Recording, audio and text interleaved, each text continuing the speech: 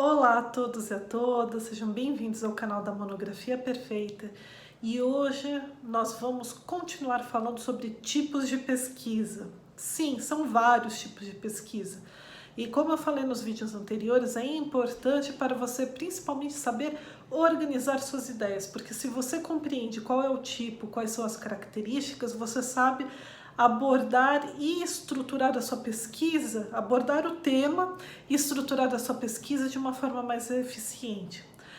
Hoje nós vamos falar, vai ser o primeiro vídeo do tipo de pesquisa quanto aos meios. São vários, né, várias categorias dentro do tipo de pesquisa quanto aos meios, e nós vamos começar com os dois primeiros, que seria pesquisa de campo e pesquisa de laboratório. Eu estou colocando um contraponto com o outro conforme suas características, ou seja, aquele que é o oposto a outro, né? A gente sempre tem um contraponto, mas a gente vai ver outros, a bibliográfica, documental e assim por diante. Mas hoje a gente só vai falar sobre pesquisa de campo e a pesquisa de laboratório.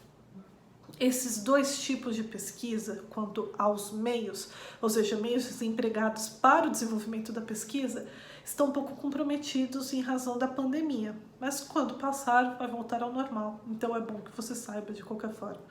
Por que estão comprometidos? Porque a pesquisa de campo é quando você faz o estudo em loco, ou seja, no local em que determinado fenômeno é estudado. Então, por exemplo, se você vai fazer análise dos usuários de determinado serviço, você vai até o local e faz uma pesquisa com esses usuários daquele serviço. Às vezes eu vejo muitos trabalhos, principalmente TCCs, sobre determinadas clínicas ou determinados institutos dentro da própria faculdade e que também tem um atendimento de pessoas de fora da sociedade. Então, nesse caso, quando você vai fazer esse estudo utilizando determinado núcleo, né, núcleo de atendimento da universidade ou num hospital, alguma coisa, mesmo na parte jurídica, né, clínicas jurídicas de atendimento, se você vai utilizar isso, você vai em loco e vai analisar determinado grupo de pessoas que é o objeto da sua pesquisa. Por causa da pandemia, a gente sabe que está complicado a pesquisa de campo. A pesquisa de laboratório é aquela que é feita em um ambiente controlado e ela é realizada no laboratório porque não dá para reproduzir o experimento na realidade.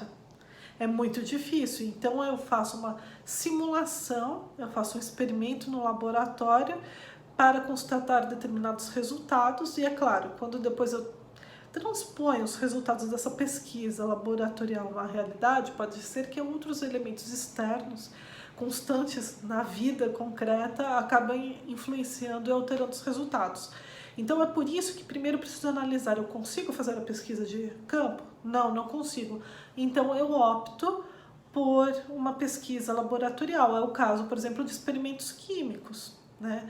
Então, como eu preciso isolar determinados elementos químicos e etc., às vezes até para fazer determinadas medições, determinados cálculos, etc., então eu preciso fazer isso dentro de um laboratório. Hoje em dia a gente também está vendo muitas simulações por softwares, simulações até da realidade da sociedade, conforme os dados, utilizando inclusive inteligência artificial e etc. Né? Então, até nas ciências sociais aplicadas, ciências humanas, a gente está vendo isso. É um tipo de pesquisa quanto ao meio que a gente pode falar laboratorial. Por quê? Porque eu não estou fazendo na realidade, eu estou fazendo simulações. E é por isso que nas ciências sociais, nas ciências humanas, critica-se muito nessas simulações da sociedade. Porque na realidade você consegue fazer, né, determinados estudos fazendo um recorte maior do seu tema e indo até o local, né, e analisando todas as especificidades. É muito melhor do que em algo controlado, em um software, né, que na realidade reproduz determinado ambiente conforme os dados coletados e que pode gerar distorções, discriminações e etc. Mas tem outras situações, principalmente nas ciências exatas, biológicas, que não é possível fazer isso em loco. Então, por isso que você precisa fazer no laboratório. E é por isso que nessas situações você precisa analisar. Eu posso fazer uma pesquisa de campo? Não, não posso, então eu vou fazer no laboratório.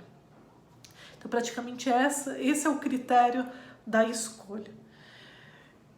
As pesquisas de laboratório também estão um pouco comprometidas, né? Nesse período de pandemia. Muitas universidades que eu vejo, na realidade, estão controlando o acesso e o uso do laboratório para a condução das pesquisas. Então, se você vai fazer agora seu projeto de pesquisa, você atua, por exemplo, é um aluno de química, você precisa de determinado laboratório, um aluno de ciências da computação precisa utilizar o laboratório, veja, né, as características da sua pesquisa, quanto tempo você vai precisar do laboratório.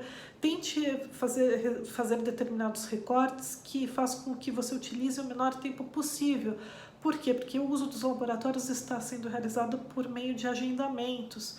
Então, para não atrasar, para não ter problemas quanto ao desenvolvimento da sua pesquisa e, portanto, a conclusão do seu TCC, por exemplo, dê uma checada em relação ao seu cronograma de execução, a viabilidade da condução da pesquisa na sua integralidade, ou se você precisa fazer algumas adaptações para que seja viável. Né? Eu sempre falo, analise a viabilidade, exatamente para evitar estresse no final.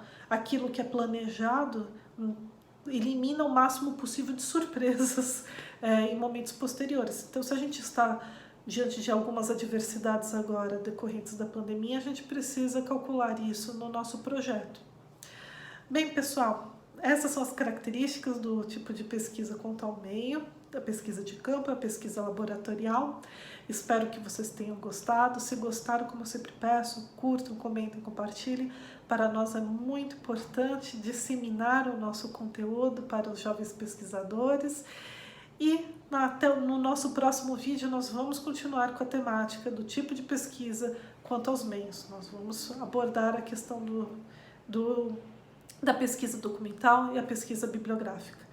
Muito obrigada e até o nosso próximo vídeo.